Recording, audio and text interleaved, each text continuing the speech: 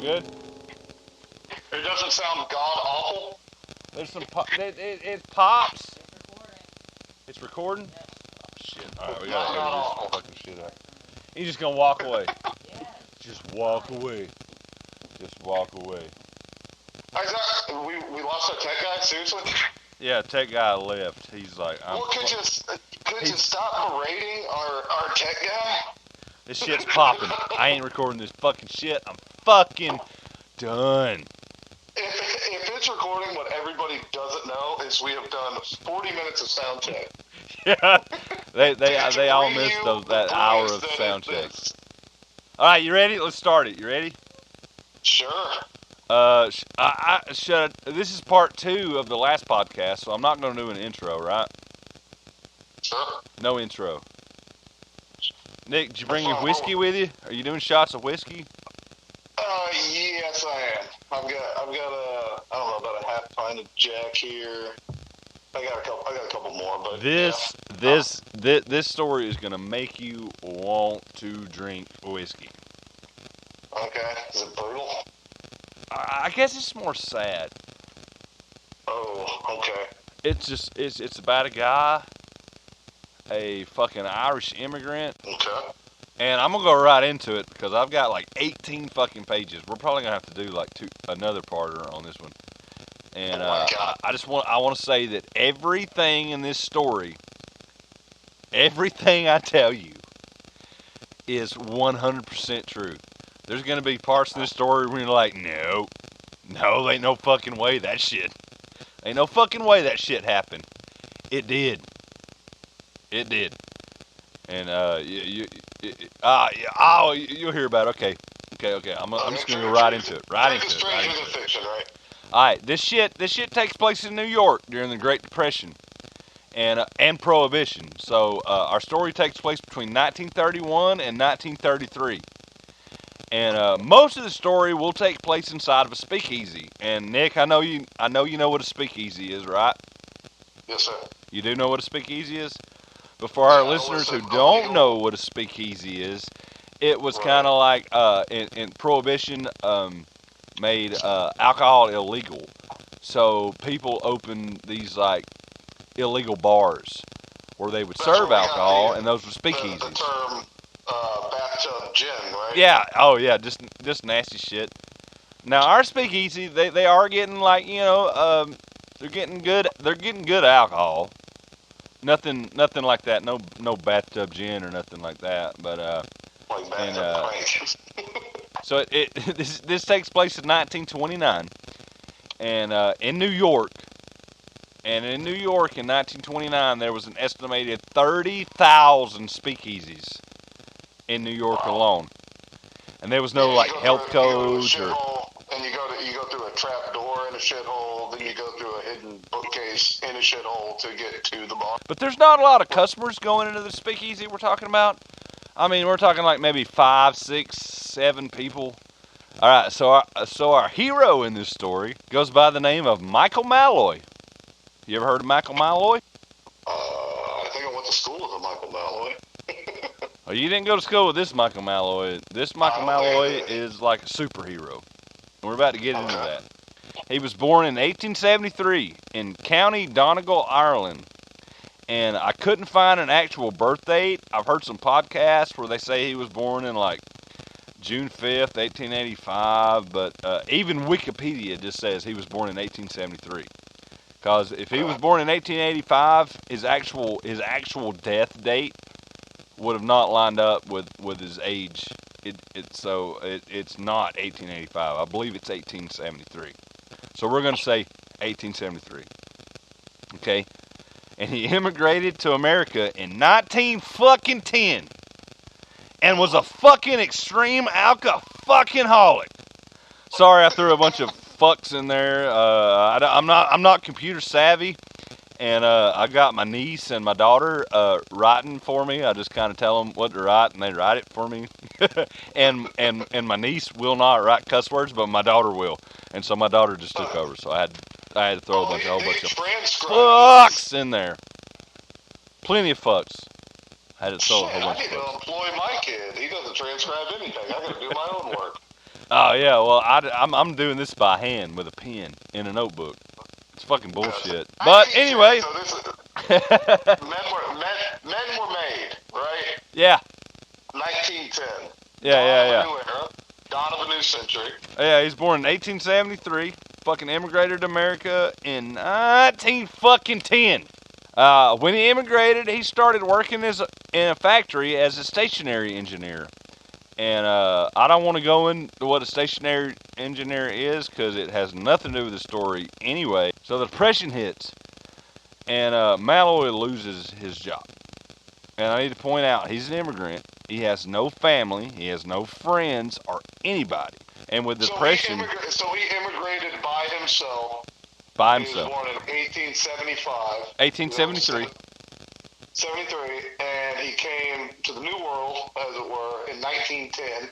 Well, not the New World, it was developed, but 35 years old. The single alcoholic bachelor from Ireland. Yeah, alcoholic. Wow, other than the bachelor part, that almost hit me. Yeah, he has the only thing on Malloy's brain at this point is alcohol. Mm-hmm. He don't care about fucking anything except drinking. He pretty much works just to be able to afford whiskey, drinking, and he just took up odd jobs, just weird odd jobs, just to only be able to afford alcohol. But if you look up Michael Malloy, his last known employment was working as a coffin polisher at a funeral home for a man named Frank Pasqua. And now Frank Pasqua is going to be our first villain. Okay. He's going to be our first bad guy. Polisher, is that a bygone career then? Yeah, he pretty much took care of the bodies, He was homeless. I guess he made them look like fucking homeless people. He's like, oh, put some fucking leaves in their hair and goddamn fucking slap them around. I don't know, something like that, maybe. He doesn't polish. Why would he make them look homeless for the competition? Because he don't know what they look like. Because he's a fucking homeless person. So they hire fucking Malloy to all right, we need you to make these guys look normal. His best bet is if he sees a corpse roll in. It's like, oh, there's not enough newspaper for a blanket in here, so let's roll up a couple newspapers. There's your pillow, put you on your... There's not enough empties in that casket there. When he puts them, and then he just spits on the casket, rubs his elbow on it, and polishes it. That's good. That's a good one. That looks right. That's a good one. Yeah. Well, and like I said, Frank Pasqua is the guy he's working for. That's our first villain. You need to remember him. And naturally, he's a fat cat capitalist, right? Oh yeah, he's a piece. They're all literally every motherfucker I'm about to talk about in this story is a piece of fucking shit. Wait, let me stop you here. This is something I've never Stop heard me. of. Somebody was evil in the pursuit of money. Yes, this is. Oh, wow, this is a story I need to hear. This is pretty much everybody is evil into the pursuit of money. Okay. Including even Malloy. Well, Malloy, who is our protagonist, our hero of the story. He's mainly just all he wants to do is stay drunk. He's self-servicing. This is self-servicing. Yeah, so like I said, Malloy, he's homeless, and Frank Pasqua, our first villain, who Malloy works for. He lets him sleep in the mortuary. He lets him sleep there, And he pays him to what he's doing, and Malloy pretty much just tells him, I don't want to be paid, because this is during Prohibition. It's very hard to find alcohol. He's like, just instead of money, just give me fucking alcohol. That bodes well. And so Pasquale's like, okay, yeah, sure. Yeah, I won't pay you. I'll just give you fucking alcohol. Mm-hmm. Now, down the road from this mortuary, at 3804 Avenue, New York City, there was a guy named Tony Marino, and it was called Marino's Speakeasy. And Tony Marino, he's going to wind up being our second villain here. And Marino, he's just a giant fucking piece of shit. He is just a fucking, he's a fucking piece of shit. And he was married to a woman named Eleanor Marino. And Marino regularly beat his fucking wife. He was ate up with STD. Yeah, this real fucking piece of shit. This fucking So piece of shit. So this speakeasy in turn was also a fucking giant piece of shit. It had a few tables. It had a 12-foot bar. And also in this bar they had a fucking toilet just in the middle of the fucking bar, like a 3-wall cinder block wall with a curtain, so you could go drop your deuces. How often do you take a big fat dump when you're out at the bar? What? Never. I never do. That's like, I'm holding this shit in literally till I get home. Alright, I don't mean to side rail you too much, but go ahead. Right. Oh, Marino's Speakeasy, it was a giant fucking shithole. Had a few tables. It had a 12-foot bar. And an extremely disgusting fucking 3-cushion couch. Or, if you're a fucking Yankee like Nick, a Davenport. It's a couch, right? Probably has a duvet on it, too. Yeah, it's probably got some fucking cum spots on it. Lice-ridden, bed-bug-ridden, fucking shit-stained fucking couch that was in the middle of this bar, and that little bathroom with the curtain. All right, so in 1931, we got Eleanor, who is Tony Marino's wife. So she fucking leaves him. I mean, they're still married, but she's gone. And this young, like 27-year-old woman walks to the bar named Maybelle Carlson. She came from Washington, D.C. Unfortunately, she ran into fucking Tony Marino. She moves in with Tony Marino. Not too long later, his other wife, Eleanor, decides to come back. He lets her move back in the house, and while Maybelle's still living in the house with him, and she's fucking pissed. She does not like this side piece. She's not cool with this. And so Marino decides to stay with his wife, and he goes ahead and he takes a insurance policy out, life insurance policy out on Maybelle for I think $1,200. I know where this is going. Yep, I think you do. He gets Maybelle fucking drunk as fuck. Waits for her to like pass out drunk. Puts her in the bed. Soaks her down with water and even puts a wet blanket over her. Puts her beside the window. Opens the window, and this is New York, in wintertime. Subjects her to hypothermia? She died. It was extremely hard to research Maybelle Carlson. It was so hard to find. I couldn't even find a death certificate on Maybelle Carlson. Holy shit, this is interesting. She got hypothermia and she was in her bed all night. Her death was ruled as bronchial pneumonia, but all this will come into play later. And Marino, he just cashes that life insurance out for $1,200, no questions asked. He gets off scot-free. Of course. All right, back to the speakeasy. Marino Speakeasy. So Marino, he's got a colorful cast of characters in this speakeasy. And now our first new character now is going to be he's the bartender at Marino's, and his name is Joseph Red Murphy. And we're just gonna start calling him Old Red. When I tell the story, he's Old Red. Old Red escaped a mental institute and ran to New York, where he ran into Marino, and Marino gave him a job as a fucking bartender. Old Red, he had that 57 fucking goddamn IQ, escaped mental institute, and he ran to New York, where he met Marino, and started working in Marino's fucking speakeasy for $1 a day plus booze. But he didn't get to drink all the booze he wanted. I mean, they would cut him off. But he slept on that nasty ass couch. Or if you're a fucking Yankee like Nick, it's a fucking Davenport. So he slept on that fucking nasty Davenport, Nick. If you call it a fucking sofa, no way. Yes. And so Malloy starts frequenting this bar because his boss Pasqua goes there nightly. He pays his tab to start with, but eventually he just stops paying. He just becomes really good friends with fucking Old Red, and so he just can't pay for his shit. So finally, like, Marino's like, well, I just got to cut him off, right? I just got to. And those shiftless Irish types. Yeah, I heard that he pretty much quit working at the mortuary and just became really good friends with old Red, and just never left fucking Marino. So Marino realized that Malloy would probably never pay off his tab, and he decides to employ him. You know a good way to make sure he pays off that tab? Taking out a life insurance policy. I was thinking a dick in the asshole. Just fucking stick his dick in his asshole and be like, if you don't pay off his tab, I'm gonna keep sticking my dick in your asshole over and over. Fair play.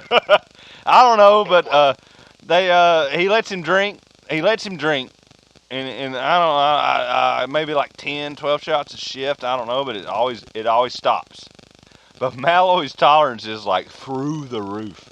Like Malloy never stops drinking, and but I'm gonna get to more on Malloy's tolerance like right here in a minute. Okay. Okay. So we've got fucking Malloy working for Marino, right? And he is like, he's a fucking drunk. You also got and Red too. And Marino starts looking at like, all right, I've hired on Malloy.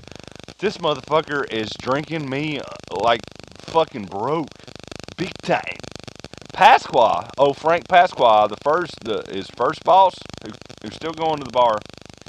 He says, hey, why don't you just take a life insurance policy out on him? I saw that coming. He looks like he's about to fucking die anyway. Just let him drink himself to death. You cash in that life insurance policy, and I'll take care of all the funeral stuff because he works in the mortuary.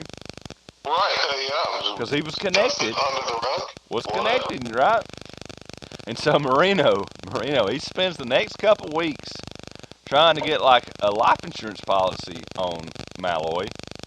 He kept saying he was an employee. And like I said, he had no friends. He had no fucking family, no relative, like nothing. Guy. They're just like, hey man, this is my employee. I want to get a life insurance policy on him, and he just got denied. Totally legit. Yeah, it's like he just gets denied over and over and over. Malloy will go along with anything.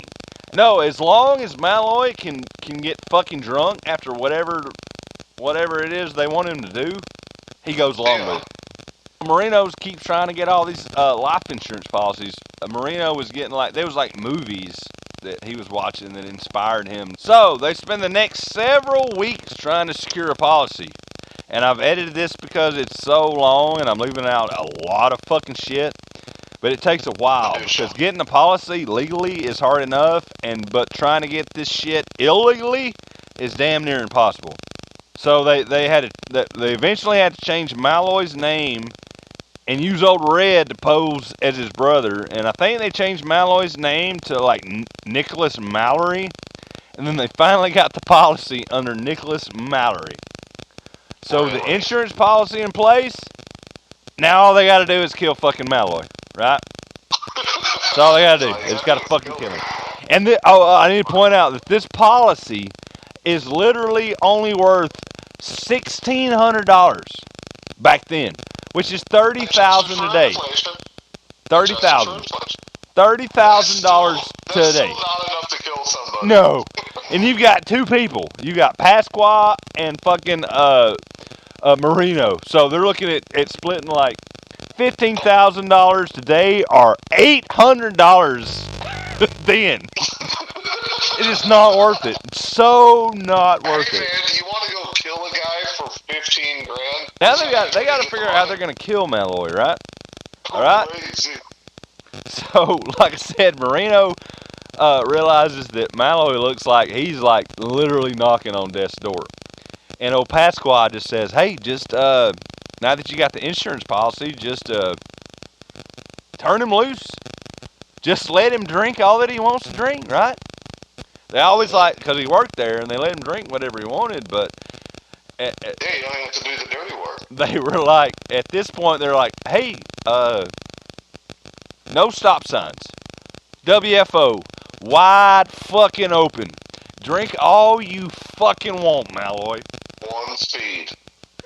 You ever gave an Irishman like a fucking all-you-can-drink buffet? Malloy now has a new reason to live.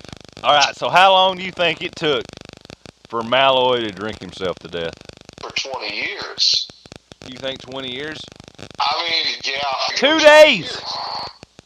2 days. 2 days. It only took 2 days for Malloy to drink himself to death. That is not what I said 20 years. I'm lying. I'm sorry. Shit. All right. Like I said, everything. Fuck. All right. Okay. Everything I say is true. All right. So no. It didn't take 2 days.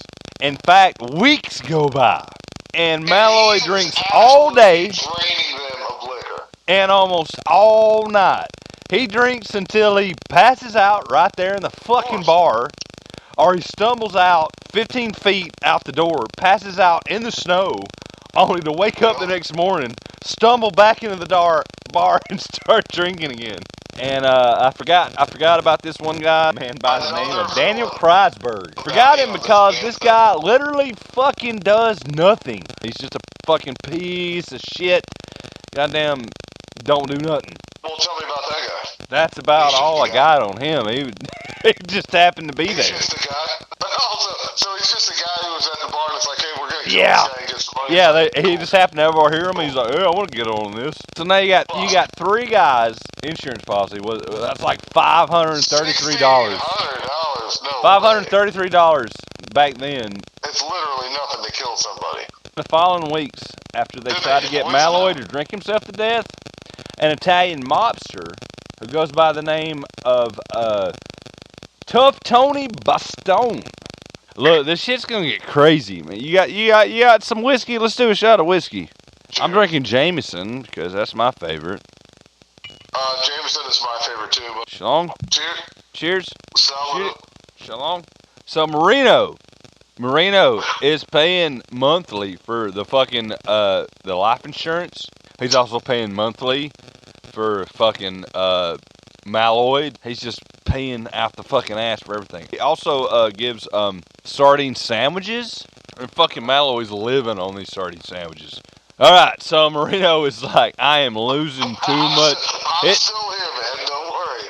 This is where the shit gets fucking crazy. Okay, so Marino realizes he is paying way too much fucking money for everything, and he's like, we have got to figure out how to fucking kill. He ain't drinking himself to death. He decides that he's gonna start giving Malloy methanol alcohol shots. Is that like rubbing alcohol? Isopropyl? That's like antifreeze, paint thinners, wood varnish, industrial cleaners. Sorry, I've heard so much true crime. That is ethylene glycol. Methanol alcohol. It's something just to kill this motherfucker really quick, right? All right, now Old Red, remember Old Red, our bartender? This is fucking Malloy's best friend. Like Malloy's best friend. They sleep together. I mean, he sleeps on the couch. Malloy sleeps right beside him. They drink all the time together. They're hanging out. You know, they're just like best friends. So Marino comes up with this idea. Like Marino was afraid that he wouldn't be able to convince Old Red to fucking kill his fucking best friend, right? And surprisingly, Old Red's not that hard to convince. Marino tells him this night, all right, man, we're going to start spiking his drinks with methanol. And Malloy just drinks them, and drinks them, and drinks them, and drinks them. Just shot after shot, no effect. Finally, Marino says to Old Red, all right, man, we got to up the amount of this methanol. By the end of the night, Malloy is drinking pure shots of methanol. Jesus Christ. Back to back to back to back, shot after shot after shot after shot. Several shots. Several. Well, I'd say at least 10. Oh my God. And he thought, he's like looking at fucking Pasqua and Marino and Old Red, and he's cheering them. He's like, oh, y'all my best fucking friends. I love this shit. Y'all just let me drink all I want, and I'm fucking feeling like a motherfucker. Yeah! You know, because Malloy thought that these guys was their best friends. As the night goes on, Malloy finally leaves the bar, and they're like, okay, well, you know, there's no Google. Then they don't know how the fuck people die from methanol alcohol poisoning. They're like, maybe it's just gonna take a while. Maybe it'll just take a while. Just let him go. So they let him leave, and he leaves the bar. Yeah, and the next morning, Malloy shows back up, and he's ready to start drinking again. All right, now we're on the second night. That night he starts drinking whiskey. They finally decided to just give him pure fucking methanol shots. Straight up. He drank a quart and a half. Wait, a quart. Let me think about a quart. That's like a 350 milliliter. That's like way too fucking much is what it is. Even if that's like regulated fucking liquor, it's like, you should be done. This is just one night, right? Yeah, okay. No, this goes on for several fucking days. The third or fourth night, I'd be like, seriously, dude? Seriously? 6 weeks this guy is drinking 6 days? a quart and a half every fucking night for 6 weeks. There is some science behind it. They just such slowly introduced it to Malloy that he was able to drink like fucking 2 quarts and a half in a night and just take it. I've never heard a quart for anything that a person consumes. Quarter gallon of fucking whiskey. Is that what that means? Holy shit! I Yeah. just realized something. Yeah, a quarter of a gallon. A quarter a gallon? Yeah. Holy shit! That's a revelation. But Malloy has been such a fucking huge fucking alcoholic for so fucking long that his liver actually learned to process all kinds of fucking alcohol. Malloy might have been able to took some fucking just straight fucking 94% fucking rubbing alcohol. He might have just been able to tolerate it. Maybe I love the fucking underdog, but if I had to bet money, I would have bet money that Michael could have taken him. So And it's gonna get worse. It's gonna get way worse. Holy shit! Okay, how? Okay. These guys obviously have to get found out for their murderous plot, right? So Eventually, it takes a lot. We're probably gonna do a 3-parter. You there?